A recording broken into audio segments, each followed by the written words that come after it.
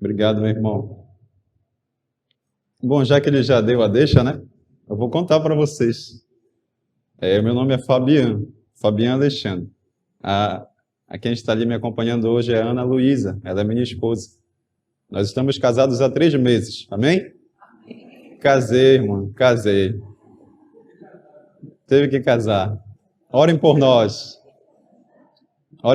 viu? É brincadeira, mas orem mesmo, orem mesmo. Queridos, o irmão perguntou ali, é Fabiano, teu nome? Eu falei, é Fabiano. Aí ele me olhou assim, mas eu lhe explico. É porque quando eu era pequeno, a mamãe ainda não sabia, né? Se era O no final ou se era A. Aí deixou Fabiano, que aí eu resolvia quando eu ficasse maior.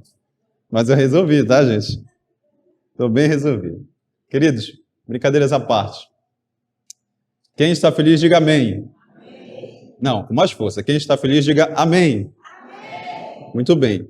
Eu quero então, nessa manhã, para começar o culto, reforçar algumas verdades com vocês, tá? Primeira delas, você vai olhar para alguém que está aí do seu lado. Olha para a pessoa que está do seu lado. Diga para essa pessoa assim, ó. Jesus está voltando. Agora você vai falar com mais convicção. Jesus está voltando. Quando ele voltar, eu vou morar no céu junto com ele. E eu quero levar você junto comigo. Amém. Que bonita declaração. Queridos, que essa seja uma verdade presente no nosso coração. Amém? Eu já quero deixar aqui o meu agradecimento à igreja do Parque, Floresta Parque, né? A igreja, por sinal, muito bonita. A ornamentação aqui com muito carinho, né? A igreja está muito linda. Parabéns aos irmãos pela manutenção do templo, tá bom? Também quero deixar um agradecimento ao irmão Eduardo. Não posso deixar de fazer essa anotação, porque o irmão Eduardo é um dos nossos fundadores lá da igreja do Tenoné Sede, a qual eu participo, tá? Então, meu irmão Eduardo, muito obrigado. Vamos fechar os olhos nesse momento? Vamos falar com Deus? Senhor nosso Deus, bondoso Pai, queremos te agradecer nesse momento porque temos a certeza que o Senhor se faz presente nesse lugar e no coração de cada uma das pessoas que estão aqui. Por isso que a mensagem de hoje, Senhor, ela possa ter realmente relevância na minha vida e na vida dos irmãos. Que nós possamos sair daqui, desta igreja hoje, Floresta Parque, mais reavivados por causa da Tua palavra. É o que te pedimos em nome de Jesus. Amém. Abra sua Bíblia em Filipenses, capítulo 4. Você vai ler um texto comigo que é muito conhecido. Talvez é possível que muitos de vocês o conheçam até de cor. Não precisaria nem a gente abrir a Bíblia, mas a gente faz isso. Capítulo 4, verso 4. O tema da nossa meditação hoje é uma vida com alegria. Uma vida com alegria. Acompanhem junto comigo. Verso 4 diz assim: alegrai-vos sempre no Senhor. Outra vez digo, alegrai-vos. Vamos repetir para a gente reforçar isso também? No 3, todo mundo junto? 1, 2, 3. Alegrai-vos sempre no Senhor. Outra vez digo, amém. Eu quero começar essa mensagem fazendo uma pergunta para vocês. E ela é uma pergunta muito pessoal. E eu sei que os irmãos não gostam de perguntas pessoais. Por que eu sei disso? Porque nós não gostamos. Toda pergunta pessoal ela vai de encontro à nossa privacidade. E muitas das vezes ela nos coloca contra a parede. E nós não gostamos que ninguém invada a nossa vida sem pedir licença, não é verdade? Mas ainda assim eu vou fazer a pergunta para você. E a pergunta é essa. Meus irmãos do Floresta Parque, da igreja do Floresta Parque. Você é uma pessoa feliz? Você é uma pessoa alegre? Eu ouvi alguns améns. Mas, você vai dizer assim, mas Fabiano, você veio lá da igreja do Tenoné para me fazer essa pergunta que é tão lógica. É assim que vai ser a mensagem? Calma. Essa pergunta ela não é tão simples e nem é tão óbvia como parece. Eu vou explicar para vocês isso. Certa feita, um pregador norte-americano, ele estava a viajar mundo afora na pregação da mensagem. E ele levava sempre um garotinho junto com ele, 17, 18 anos, o jovem rapaz, que o acompanhava, que estava aprendendo a lidar com a Bíblia, a falar com pessoas, aprendendo a arte de pregar. E eles estavam já há 15 dias numa localidade da África, pregando a mensagem, e aquele jovem percebeu que a esposa do ancião daquele lugar era sempre muito solícita a tudo que o ancião pedia. Faça isso, meu amor. Ela ia e fazia. Faça outra coisa, ela ia lá e fazia.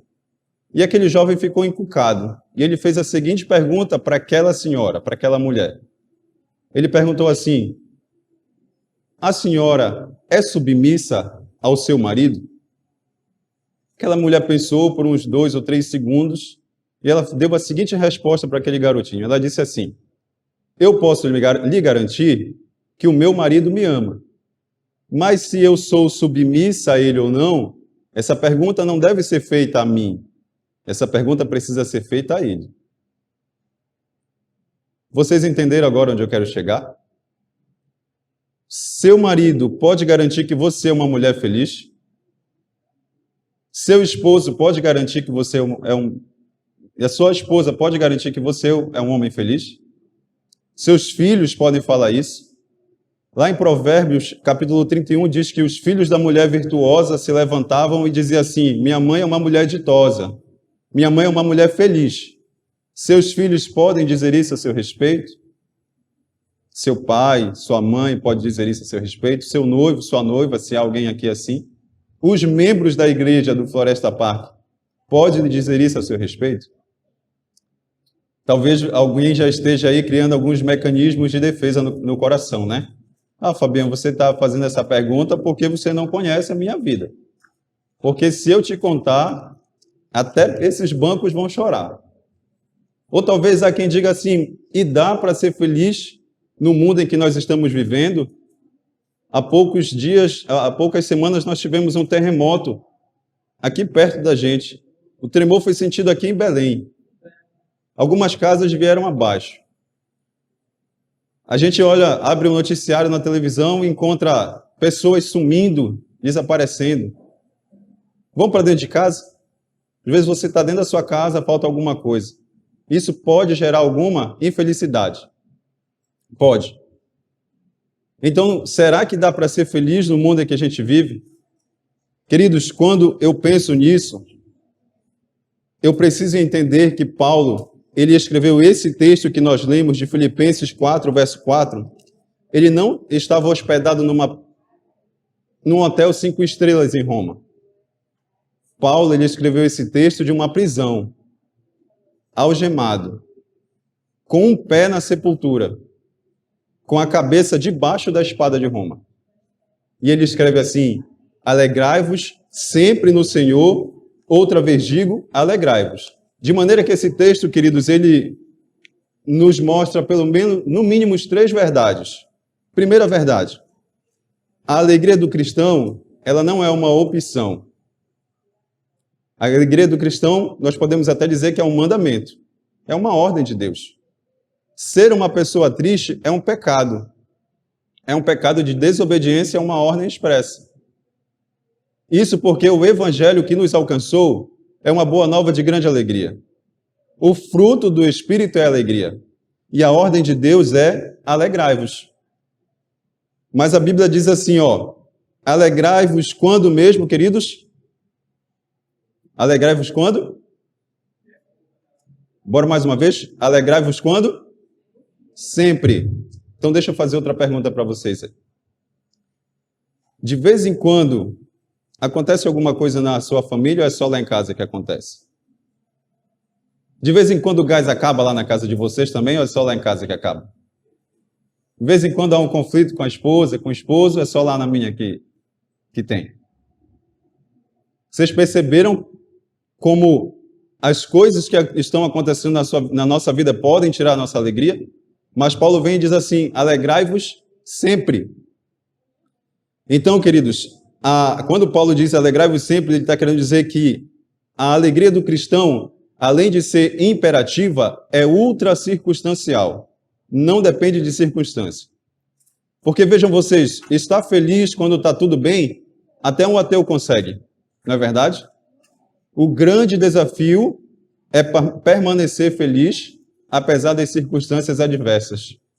Isso porque, queridos, a terceira verdade vem agora. A alegria que nos alcançou não é apenas um sentimento, não é apenas uma emoção. A alegria que nos alcançou é uma pessoa. A alegria é Jesus. Quem tem Jesus é uma pessoa feliz. Quem não tem Jesus não é uma pessoa feliz.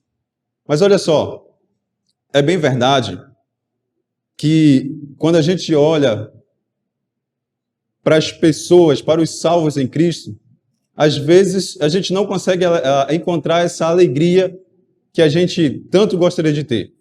Basta você olhar para as pessoas. Basta conversar com elas. Vamos ver em muitos como uma áurea de tristeza que encobre o rosto. Mas e o que está acontecendo? Você não precisa ser nem um grande psicólogo, um grande entendedor da alma humana para perceber que nem todas as pessoas estão sendo felizes. Só, queridos, que eu entendo que a carta de Paulo aos Filipenses vai nos apresentar algumas das coisas, ou nós podemos dizer assim, alguns ladrões da alegria. Vamos encontrar que ladrões são esses que podem tirar a alegria do cristão. Abra sua Bíblia agora em Filipenses capítulo 1 e o verso 12. Filipenses 1, verso 12. Diz assim, queridos, todos encontraram, amém? Diz assim, ó, quero ainda, irmãos, certificar-vos de que as coisas que me aconteceram têm antes contribuído para o progresso do Evangelho. Então, preste bem atenção nisso. As coisas que me aconteceram são as circunstâncias da vida. E as circunstâncias da vida podem ser o primeiro ladrão da alegria. Sabe por quê? Porque as coisas acontecem você querendo ou não, esperando ou não, gostando ou não. Acontecem de súbito, sem que você esteja aguardando a chegada. E às vezes, muitas delas não mandam recado, não mandam um telegrama, chega na nossa vida, causa um transtorno geral. Pense comigo na seguinte cena. Um pai e uma mãe criam uma menina com todo desvelo, com todo carinho. E esse pai, ele leva a menina no altar, no dia do casamento, com a expectativa que a filha tenha um casamento feliz. Essa menina, então, se casa, vai para casa, e logo depois ela descobre que casou-se com um homem rude, infiel, violento, que vai transtornar a sua vida, que vai fazer aquele projeto de felicidade um inferno existencial. Daqui a pouco aquele casamento se acaba nas barras de um tribunal por um doloroso divórcio. Se nós não tomarmos cuidado, isso leva embora a nossa alegria. Você vai a um médico para um exame de rotina. Chega lá, faz a coleta do sangue, a pessoa vai lá para dentro, quando volta, era um simples exame de rotina. Laudo, diagnóstico. Você está com uma doença grave, incurável, na perspectiva da medicina. Se não tomar cuidado, isso leva embora a nossa alegria. 10, 15, 20, 30 anos de vida conjugal, matrimônio, de repente, uma punhalada pelas costas, uma decepção, uma traição. Se a gente não tomar cuidado, isso leva embora a nossa alegria. Imagine a seguinte cena, você economizou, granjeou, guardou por muito tempo, fez um investimento e está ali rendendo algum fruto daquele investimento, mas vai tomar uma decisão que é um pouquinho mais arriscada para tentar ganhar um pouco mais, e aquela decisão faz com que você perca tudo aquilo que você tinha economizado. Se você não tomar cuidado, isso leva embora a sua alegria. Circunstâncias, circunstâncias, circunstâncias. Quando Paulo diz assim, meus irmãos, eu quero que vocês saibam que as coisas que me aconteceram têm contribuído para o progresso do Evangelho, nós precisamos perguntar para Paulo, para tirarmos lição para a nossa vida, que coisas são essas, Paulo, que aconteceu com você? E ele poderia fazer um resumo para nós. E eu anotei esse resumo aqui. Ele poderia dizer assim: eu fui perseguido em Damasco, eu fui rejeitado em Jerusalém, eu fui esquecido em Tarso, fui apedrejado em Listra, fui preso e açoitado em Filipos, fui escorraçado de Tessalônica, fui chamado de impostor em Corinto, fui preso em Jerusalém, fui acusado em Cesareia, enfrentei um naufrágio em Roma, fui picado por uma cobra em Malta, cheguei em Roma preso e algemado, mas eu quero que vocês saibam que as coisas que aconteceram têm contribuído para o progresso do Evangelho. Queridos, Paulo ele não crê em azar, Paulo ele não crê em acaso, Paulo ele sabe que a mão de Deus dirige o seu destino. Queridos, como nós nos deparamos ou nos confrontamos quando as situações adversas acontecem na nossa vida? Será que nós temos perdido a alegria? Aí talvez possa dizer assim: mas Fabiano, tudo bem, eu estou entendendo a mensagem até aqui, mas olha só, eu perdi um parente. Você está dizendo que eu preciso ser feliz apesar da perda do parente? Não, calma. Você pode ter o seu momento de luto, isso é totalmente normal. Deus nos criou com esse sentimento. Agora a gente não pode ser infeliz, ser triste. Nós podemos estar por um momento, mas ser, isso Deus não permite. Então, queridos, imaginem vocês a seguinte situação. Paulo naufragou lá. Daqui com meia hora, o meu amigo que fica ali na sonoplastia, ele apertou um botão e aí conseguiram mapear onde o navio de Paulo tinha naufragado com um radar que ele usa de alta tecnologia assim. Era assim que funcionava na época? Não era assim. Queridos, naufrágio era sinônimo de morte naquele tempo. Porque está lá no meio do mar. Como é que vai buscar? Mas Paulo ele diz assim: as coisas que me aconteceram têm contribuído para o progresso do Evangelho. E aí eu faço mais uma pergunta a vocês. As crises da sua vida têm contribuído para o progresso do Evangelho? Você tem entendido que isso é plano de Deus para a sua vida, para a sua salvação, para a salvação de outras pessoas, para que lá na frente você venha dar um testemunho do que aconteceu com você e essa pessoa entenda na vida do Fabião que aquilo que aconteceu foi plano de Deus. Queridos, se Paulo ele estivesse solto nesse tempo que ele ficou preso, claro, nós não teríamos algumas joias na nossa Bíblia, como, por exemplo, o livro de Efésios, a carta de Filipenses, Colossenses e tantos outros que foram escritos na prisão. As coisas que aconteceram na vida desse homem contribuíram para o progresso do Evangelho. Queridos, eu quero que você saiba que nenhum fio da sua cabeça pode ser tocado, pode ser mexido, sem que Deus saiba, sem que Deus veja e sem que Deus tenha um propósito. Nada acontece na vida do cristão sem que Deus tenha um propósito. Amém? Queridos, segundo ladrão da alegria. Vamos lá? Filipenses, capítulo 2. E nós vamos ler agora do versículo 3 ao versículo 5. Capítulo 2, do verso 3 ao 5. Qual é um outro ladrão da alegria que Paulo nos apresenta aqui nessa mensagem? De Filipenses 2, capítulo 3 a 5. Leiam comigo. Nada façais por partidarismo ou vanglória, mas por humildade, considerando cada um os outros superiores a si mesmo. Não tenha cada um em vista o que é propriamente seu, senão também cada qual o que é dos outros. Tende em vós o mesmo sentimento que houve também em Cristo Jesus. Vocês conseguem me dizer aqui qual é o segundo ladrão da alegria nessa passagem? Eu vou falar para vocês. O segundo ladrão da alegria são as pessoas. E eu quero dizer para vocês que as pessoas, elas machucam mais do que as circunstâncias. Sabe por quê?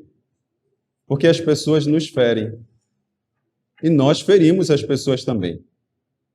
É por isso, queridos, que não tem como ser cristão e ter uma vida de alegria se não houver a prática do perdão. O perdão, ele liberta. O perdão cura. O perdão transforma. Perdão é a asepsia da alma. Perdoar é lembrar sem você sentir dor. E, queridos, perdoar é uma questão de bom senso. Sabe por que bom senso? Porque quando você não perdoa, você convive com o causador da sua dor 24 horas por dia. Quer que eu dê um exemplo disso? Você chega em casa do trabalho cansado, você entra no chuveiro para tomar um banho. Vai pegar a toalha, quando está enxugando o cabelo e o corpo, lembra do camarada que te causou o problema. Perdeu a paz ali.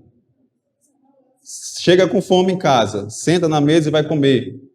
Olha para o lado, para a cadeira, pensa na pessoa, perdeu a fome. Você vai viajar, vai tirar férias. Tem alguém aí que mora no Maranhão? Tem algum dos irmãos que é maranhense? Meu irmão lá. Irmão, o senhor vai lá para o Maranhão, de férias, mas tinha deixado aqui um problema, chateado com alguém. Olha para o lado, banco do carona no carro, lembra do indivíduo, acabou as férias. Queridos, se nós não exercitarmos o perdão, aquela pessoa convive conosco. E persegue, viu? Por isso o perdão é importante. Por isso perdoar é tão necessário. O perdão, queridos, ele é maior do que o ódio. O perdão é maior que a mágoa. O perdão cura. O perdão liberta e restaura. E eu falei assim para vocês, né? Perdoar é lembrar sem sentir dor. A Bíblia ensina que nós devemos perdoar como Cristo nos perdoou. E como foi que Ele nos perdoou? Ele perdoou os nossos pecados e Ele não mais se lembra. Aí você pode... Agora eu faço a pergunta assim, você consegue perdoar? Aí alguém pode me dizer, eu até consigo perdoar, mas olha só, Fabiano, esquecer, eu não esqueço. Eu até perdoo, mas esquecer é difícil. Então, se é difícil esquecer, eu quero te dar uma boa notícia nessa manhã. Olha aqui para mim. Se você não consegue esquecer, eu quero te dizer que você não tem amnésia. A irmã ali atrás de vermelho sorriu. Não tem amnésia. Mas eu também quero te dar uma outra notícia nessa manhã, meu irmão. Deus também não tem amnésia. Então, o que quer dizer quando a Bíblia fala Deus perdoa e esquece? Deus perdoa o seu pecado e dele não mais lembra. E dele não mais cobra. E dele não mais te aponta. Você entendeu? Nós precisamos fazer uso do perdão. E automaticamente, quando nós perdoamos, liberamos o perdão, aquele que foi o causador da dor será perdoado. Você pode até lembrar, você continua sendo humano. Enquanto vivemos aqui, vamos ser humanos o tempo todo, esse vai ser um sentimento que vai permear o nosso coração. Mas nós devemos perdoar como Deus, em Cristo, nos perdoou.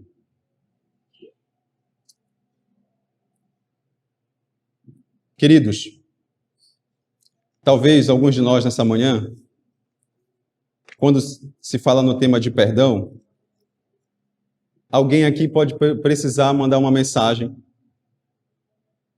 fazer uma viagem, encontrar alguém para pedir o perdão e para liberar o perdão. E eu faço um apelo nesse momento da mensagem, nessa manhã. Se há alguém aqui que tem sentido o coração pesado, infeliz, insatisfeito, porque guarda uma mágoa de alguém, procure essa pessoa. Libere perdão para ela. Você vai ver que quando você libera o perdão, o mais beneficiado é você mesmo.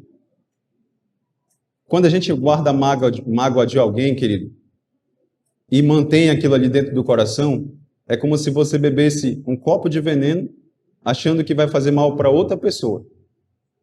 Não tem sentido. Por isso, eu quero te fazer esse apelo nessa manhã.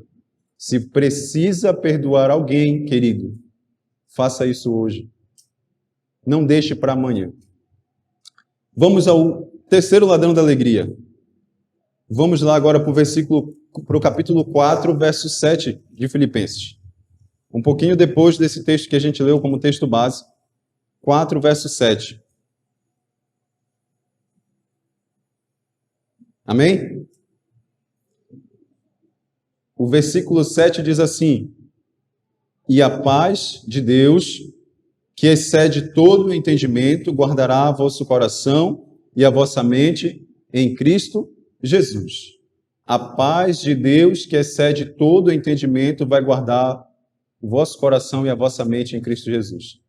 Vocês sabem aqui qual é o terceiro ladrão da alegria? O terceiro ladrão da alegria é a ansiedade.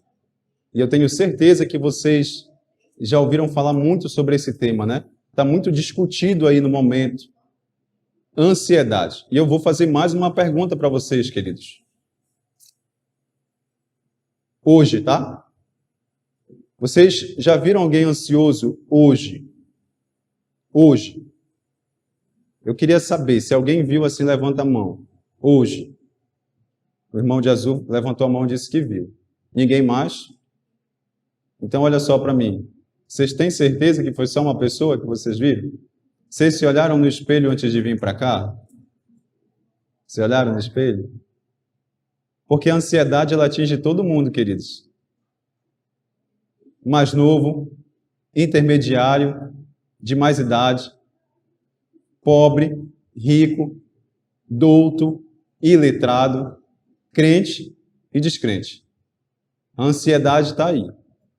E, queridos, não adianta sermos pessoas ansiosas, porque você não vai conseguir acrescentar um côvado ao que acontece ao curso da sua vida. 45 centímetros, não tem como. A ansiedade, ela é um mal do século, que atinge todo mundo. Tem gente, queridos, que vive ansioso porque nunca curou ferida do passado. E tem pessoas que vivem ansiosas porque estão muito preocupados com o futuro. E a gente fica, então, no meio de uma encruzilhada. Ansiedade é você viver pensando naquilo que já aconteceu e preocupado com o que vai acontecer ainda. E agora eu vou dar um dado para vocês estatístico, tá? Estudos comprovam de que 70% das coisas que nos deixam ansiosos nunca vão acontecer. É um índice alto. 70%. E se acontecer, nós vamos sofrer duas vezes, antes e depois. Mas, queridos, a ansiedade, ela além de ser inútil e prejudicial, ela é sinônimo de incredulidade. Sabe por quê? Porque nós ficamos ansiosos demais, duvidando de que Deus seja suficientemente bom para cuidar da nossa vida.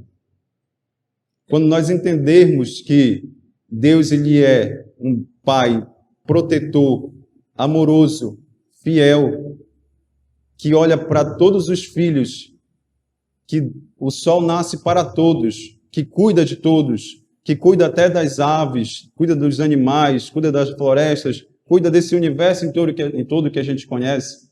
Quando nós entendermos isso, a gente deixa a nossa ansiedade na mão de Deus e entende que Ele é que vai reger a nossa vida.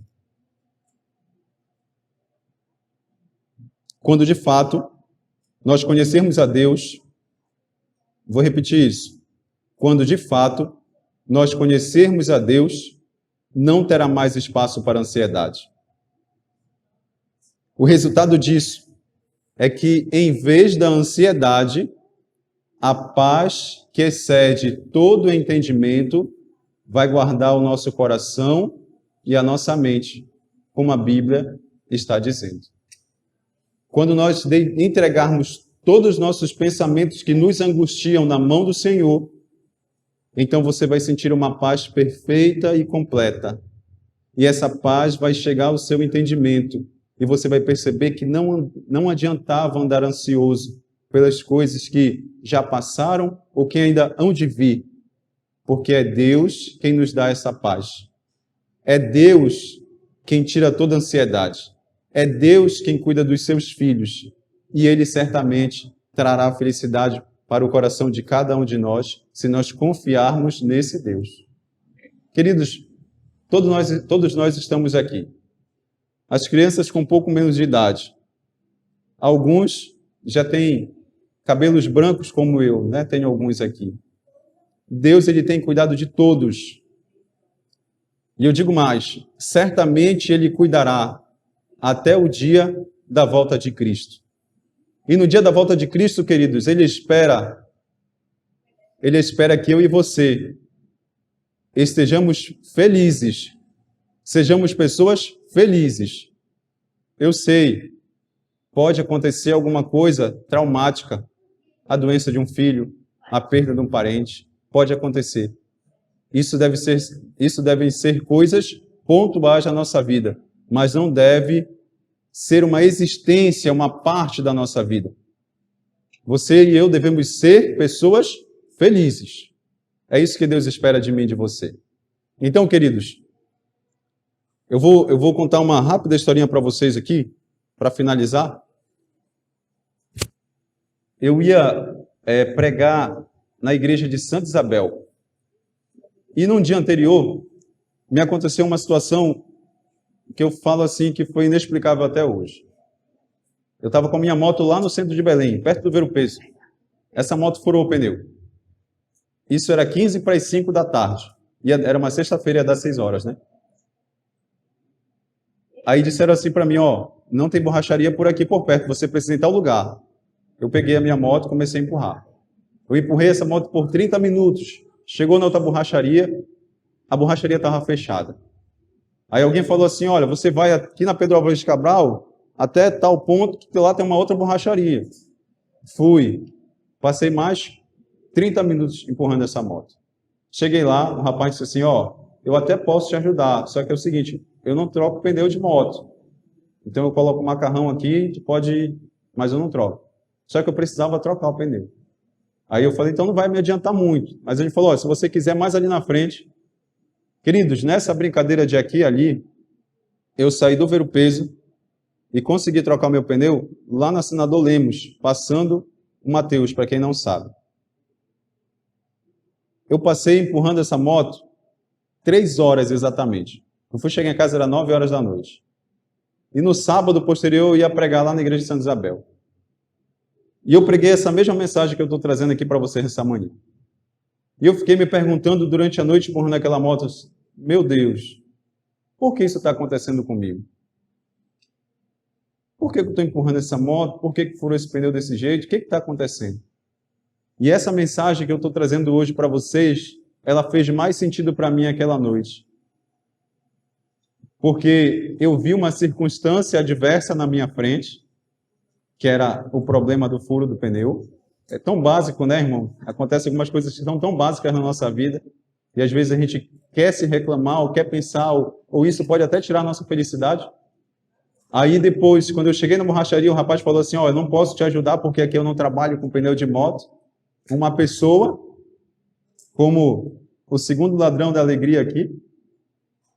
E aí eu fiquei ansioso, porque eu pensei assim, e se eu não conseguir resolver o problema da moto, como é que eu vou para Santa Isabel, onde eu já tinha dado a minha palavra?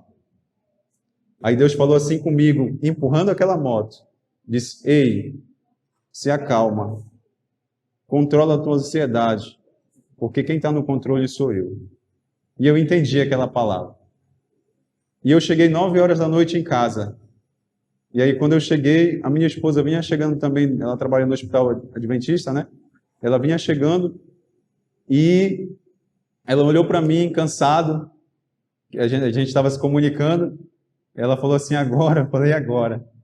Mas eu cheguei em casa feliz, apesar da circunstância adversa, apesar de uma pessoa que ia tirar minha paz e apesar da minha própria ansiedade. Então, o que eu quero deixar para vocês de lição com essa história, queridos, é confie em Deus. Entregue tudo na mão de Deus. Sua ansiedade, falta de fé, inexperiência, pessoas que podem tentar tirar a tua alegria, a tua paz, entrega na mão de Deus. Porque quando você entregar na mão dele, ele vai te trazer para o campo que é dele, que é a paz que excede todo entendimento. Amém? A Luísa ela vai cantar agora uma mensagem de um Cristo. Um Cristo que traz alegria no coração. Um Cristo que traz paz. E sabe, queridos, esse Cristo, ele é considerado um tesouro. Ele é um tesouro. Para aquele que encontra esse verdadeiro Cristo, para aquele que entendeu as marcas das pegadas de cravos nas mãos, Cristo é um tesouro. Então, querido, ao ouvir essa mensagem que a Luísa irá cantar, você pode meditar também sobre isso. Nesse Cristo que é um tesouro, que traz alegria para o meu e o seu coração, e que nessa manhã quer renovar as tuas esperanças, quer te dar um novo ânimo, e quer falar para você que você é um querido dele. Você é um querido de Deus. Amém? Amém. Queridos, esse mundo um dia ele chegará ao seu fim. Essa é uma verdade concreta na vida de cada adventista que acredita na volta de Jesus. Talvez até lá, alguns de nós ainda vamos sentir alguns picos de tristeza no coração. Ainda assim, querido, eu quero te convidar, a partir de hoje, a você lembrar de que nós devemos viver alegres, sempre alegres. Em algum momento a tristeza pode vir, mas não deixe que a tristeza tome conta de você, porque junto com a tristeza nós podemos desencadear depressão, estresse e muitas outras coisas. Isso não vem ao caso agora. Mas eu quero te convidar a lembrar que Cristo ama você. E nós cantamos agora que nós temos um tesouro, né? Cristo é o nosso tesouro.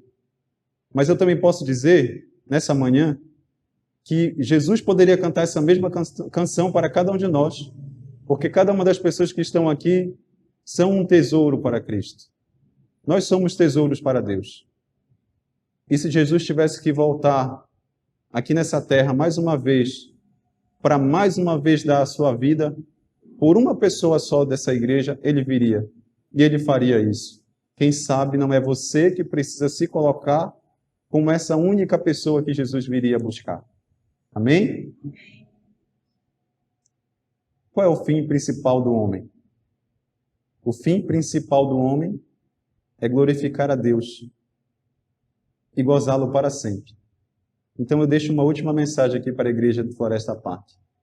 Deus quer que você seja muito feliz, abundantemente feliz, maiusculamente feliz, superlativamente feliz, eternamente feliz. Amém? Eu vou terminar essa mensagem, mas antes disso eu vou fazer uma pergunta novamente para você. E essa pergunta é muito pessoal. E eu já sei que vocês não gostam de perguntas pessoais, porque nós não gostamos. Mas a pergunta é essa. Você é uma pessoa feliz? Você é uma pessoa alegre? Que Deus te ajude a dar a resposta nessa noite, dessa manhã. Amém? Senhor nosso Deus, teu povo está aqui. Um punhado do teu povo na igreja do Floresta Park. Todos decidiram que nessa manhã o melhor lugar para estar seria aqui nessa casa de oração. E todos vieram com uma demanda a buscar aqui. Mas a principal delas é te encontrar. Então, por isso, Senhor, que essa demanda ela seja ouvida pelo teu trono de graça. Que nós possamos encontrar a mercê diante de ti e continuar encontrando a misericórdia. Que a paz que excede em todo o entendimento venha guardar a mente e o coração de cada um de nós que estamos aqui. E ao regressar para os nossos lares, que nós possamos regressar com a certeza e a esperança desse Cristo que vai voltar. E ele não demora muito. E logo, logo, tudo que pode causar, ou que nos causa infelicidade aqui nessa terra, vai ter fim. E somente a alegria perene e eterna fará parte do nosso coração. É dessa forma que nós queremos sair daqui dessa manhã, Senhor. Então, injeta a alegria, o ânimo, a felicidade na nossa mente, no nosso coração. É isso que nós te pedimos nessa manhã. Em nome de Cristo Jesus. Amém. Amém.